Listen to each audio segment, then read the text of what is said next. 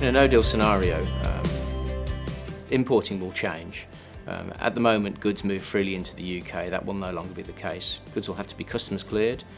There's the potential for duty to be paid and also the potential for import VAT. However, the government have said that in a no-deal scenario that import VAT will no longer need to be paid, it will just need to be accounted for.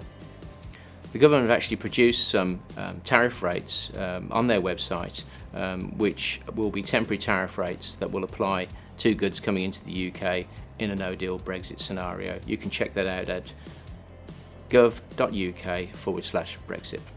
In a no-deal scenario, the government have introduced a system called TSP, Transitional Simplified Procedures.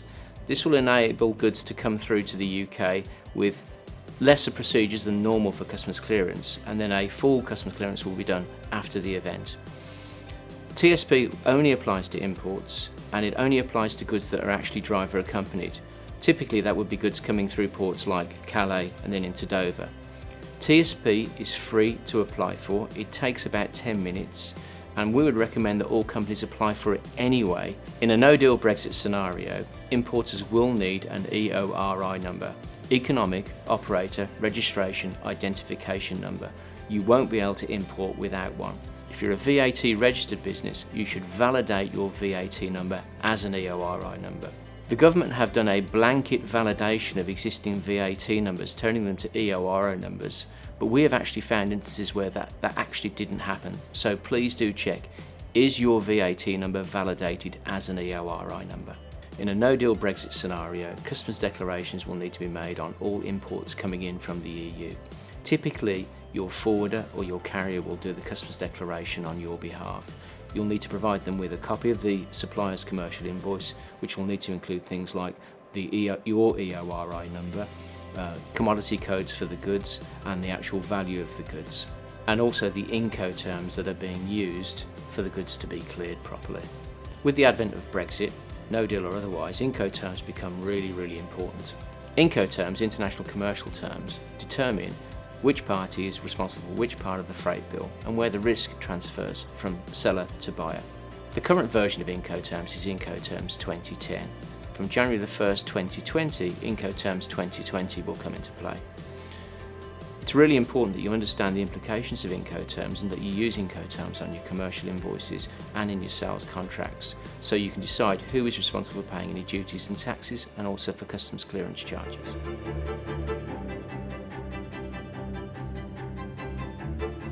So what should importers do now to prepare for a no-deal Brexit scenario?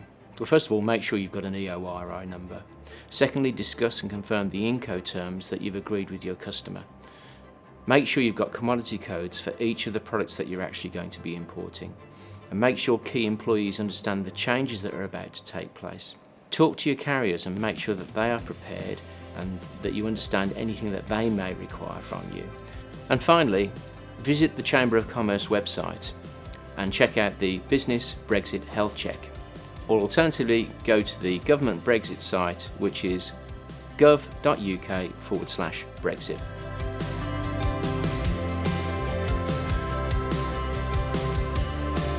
Hi, my name's Nigel Waldron. I'm Managing Director at Power Minerals UK. We're based at Sutton Coalfield in the West Midlands.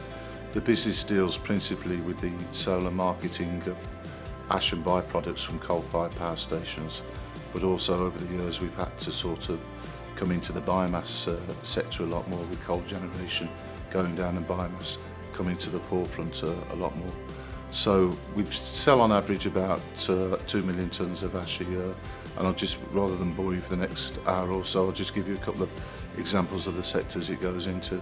Our biggest customers are breeze blocks, and it also goes into the manufacture and ingredient of cement. So what happened as a result of Brexit, we decided to concentrate our efforts in the UK, and there are a lot of ash stockpiles throughout the UK, a lot of old power stations from the 1940s and 50s that have closed.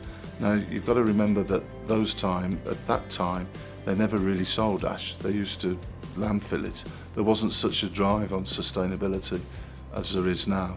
So then as what happened was that they'd stockpile the material and leave it there. And what we decided to do was to sort of go back into these stockpiles and see if we could make them work and recycle those in a way that we looked at the imports. And we got the technology to do that. We sort of made a real effort over the last 2 years. I think we called it Urban Mining Project, which is far better than it sounds, as to look at recycling old stockpiles rather than utilising material that was coming in abroad. And that's really what we focused on, and we turned the business round on that basis. So you could argue Brexit probably did us a favour, because it's probably a little bit more cheaper and more economical and sustainable to use these stockpiles than it is to import material with all the carbon credits and etc. that's attached to doing that.